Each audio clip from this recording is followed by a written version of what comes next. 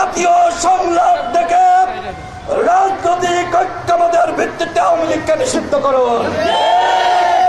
নির্বাহী আদেশে আওয়ামী লীগকে নিষিদ্ধ করলে পরবর্তীতে সেই আদেশ নাও টিকতে পারে। সুতরাং এখন একমাত্র উপায় সকল দলকে ডাকা। ভুটানের শ্রমিকদের যে ভূমিকা, আমি মনে করি সব থেকে বড় ভূমিকা শ্রমিকরা রেখেছে। আমরা দেখেছি লুঙ্গি পরা শ্রমিকরা, আমরা দেখেছি রিক্সা চালক, আমরা দেখেছি ভ্যান চালক, যে যার জায়গা থেকে ভূমিকা রেখেছে। যখন একজন ছাত্র শহীদ হয়েছে, তার লাশটা হাসপাতালে নেয়ার মতন কেউ ছিল না। একজন রিক্সা চালক তার রিক্সায় করে মর্গে নিয়ে গিয়েছে সেই লাশ। একজন রিক্সা চালক যখন ছাত্ররা আন্দোলন করেছে, তখন পানি নিয়ে ছাত্রদেরকে দিয়েছে, বাবারা তোমরা এই পানি খাও। শ্রমিকরা যদি রাজপথে না নামতো, হাসিনার মসনদ কখনোই কেঁপে উঠত না। সুতরাং এই সরকারকে বলবো, আপনারা শ্রমিকদের যথাযথ মর্যাদা নিশ্চিত করুন। দুঃখের সাথে বলতে হয়, এই যে উপদেষ্টা পরিষদ গঠিত হয়েছে, এখানে একজন ব্যক্তিও শ্রমিক বিষয়ে, শ্রমিকদের কর্মক্ষেত্র নিয়ে তাদের ধারণা নাই। তারা কেউ বিশেষজ্ঞ নন। এই দেশে হাজারো লাখো কোটি কোটি শ্রমিক, যাদের নিয়ে আপনাদের কোনো ভাবনা নাই। আসলে আপনারা কি করতে চাচ্ছেন? আমাদের দেশের শ্রমিকরা আর কত কষ্ট করবে?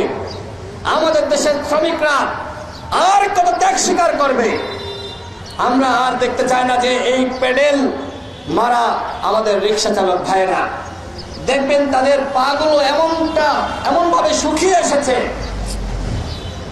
আমার খুব কষ্ট লাগে যে রিক্সা চালক ভাইয়েরা, তাদের শরীরটা দেখলে আমার খুব কষ্ট লাগে। মানে তারা এত কষ্ট করে, এরকম প্রত্যেকটা শ্রমিকরা অনেক কষ্ট করে। আমরা যদি একটি উন্নত রাষ্ট্র হতে পারতাম, তাহলে এই প্যাডেল মারা লাগতো না। আমরা যদি উন্নত রাষ্ট্র হতে পারতাম, তাহলে ওই অল্প বেতনে গার্মেন্টসে প্রতিদিন 12 ঘন্টা ডিউটি করা লাগতো না। এদেশের শ্রমিকদের কোনো আইন থাকলেও সেই আইনের কোনো প্রয়োগ নাই। আমি সরকারকে বলবো, শ্রমিকদের যথাযথ মর্যাদা দান করুন। শ্রমিকরা কিন্তু হাসিনার মসনদ গুড়িয়ে দিয়েছে। সুতরাং আগামীতে যেই সরকারে আসুক না কেন, বা এখন যারা রয়েছে, শ্রমিকদের কথা যদি না ভাবেন, কারো মসনদ থাকবে না। সংগ্রামী সাথী বন্ধুগণ, আজকে দেখতে পাচ্ছেন আওয়ামী লীগ নিষিদ্ধের জন্য তরজর শুরু হয়েছে। বাংলাদেশের একমাত্র দল গণ অধিকার পরিষদ, একমাত্র দল হিসেবে 64 জেলায় ডিসির মাধ্যমে প্রধান উপদেষ্টা বরাবর স্মারকলিপি দিয়েছিল গণহত্যার বিচার এবং আওয়ামী লীগকে নিষিদ্ধ করার দাবিতে। গত 5 ফেব্রুয়ারি, 14 ফেব্রুয়ারি আমরা ঢাকায় সমাবেশ করেছি আওয়ামী লীগকে নিষিদ্ধ করা এবং গণহত্যার বিচারে।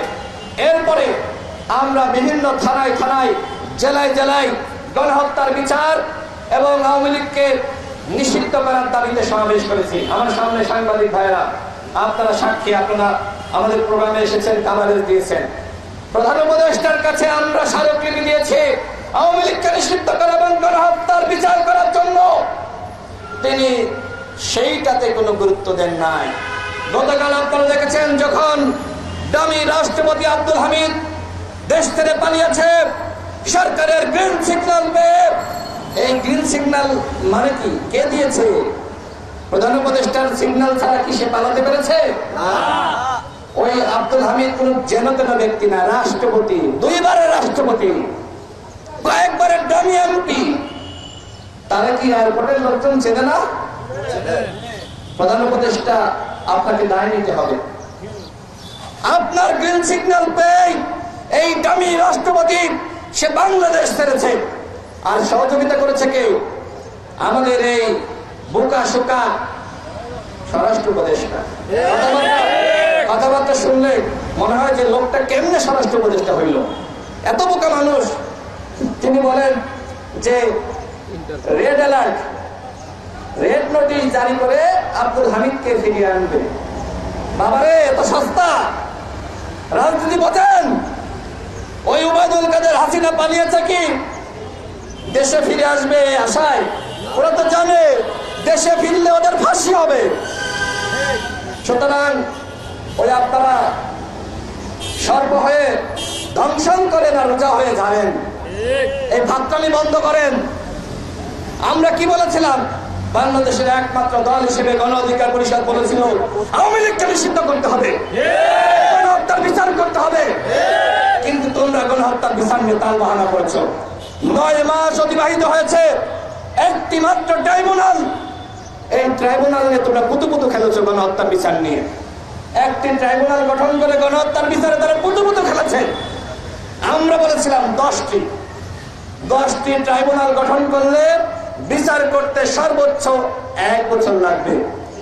যদি একটির মাধ্যমে আপনি 10 বছরে করেন তাহলে 10টি করলে কয় বছর লাগবে?